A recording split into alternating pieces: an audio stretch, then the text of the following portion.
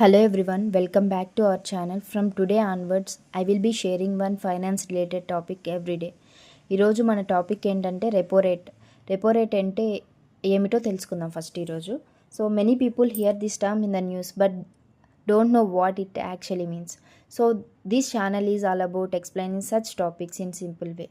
If you find my explanation useful, please like, share, comment and subscribe to support me.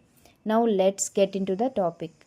Repo rate అంటే reserve bank of India RBI commercial బ్యాంక్స్కి డబ్బు అప్పుగా ఇచ్చేటప్పుడు తీసుకునే ఆ వడ్డీ రేట్నే మనం రెపో రేట్ అంటాం అనమాట.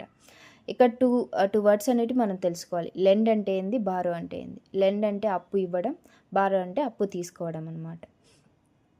సో ఒక ఎగ్జాంపుల్తో మనం తెలుసుకుందాం ఇంకా కొంచెం డీటెయిల్గా. So suppose there is a X bank ఉంది. సో ఆ ఎక్స్ బ్యాంక్కి 100 crores కావాలన్నమాట. సో అప్పుడు ఆ బ్యాంక్ ఆర్బీఐ దగ్గర నుంచి డబ్బు అప్పుగా తీసుకుంటుంది అనమాట. సో ఆర్బీఐ ఏం చేస్తుంది, I will lend you the money but you have to pay interest. So నేనైతే డబ్బులు ఇస్తాను, నువ్వు ఇంట్రెస్ట్ అనేది పే చేయాలి. సో ఆ వడ్డీ రేటునే రెపో రేట్ అంట. 5% కావచ్చు, 6% కావచ్చు, 4% కావచ్చు, అది ఆర్బీఐ ఇష్టం అనమాట.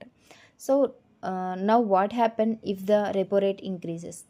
సో ఇప్పుడు రెపో రేట్ అనేది ఇంక్రీజ్ అయితే ఏమవుతుంది, సో బ్యాంకులు ఉంటాయి కదా, తమ కస్టమర్లకు ఇచ్చే హోమ్ లోన్స్ కావచ్చు, పర్సనల్ లోన్స్ కావచ్చు, కార్ లోన్స్ కావచ్చు, వీటన్నిటి మీద వడ్డీ రేటు కూడా పెంచే అవకాశం ఉంటుందన్నమాట. సో ఒకవేళ రెపో రేట్ అనేది డిక్రీజ్ అయితే అప్పుడు బ్యాంక్స్కి తక్కువ ఇంట్రెస్ట్కే మనీని బారో చేసుకుంటాయి ఆర్బీఐ దగ్గర నుంచి.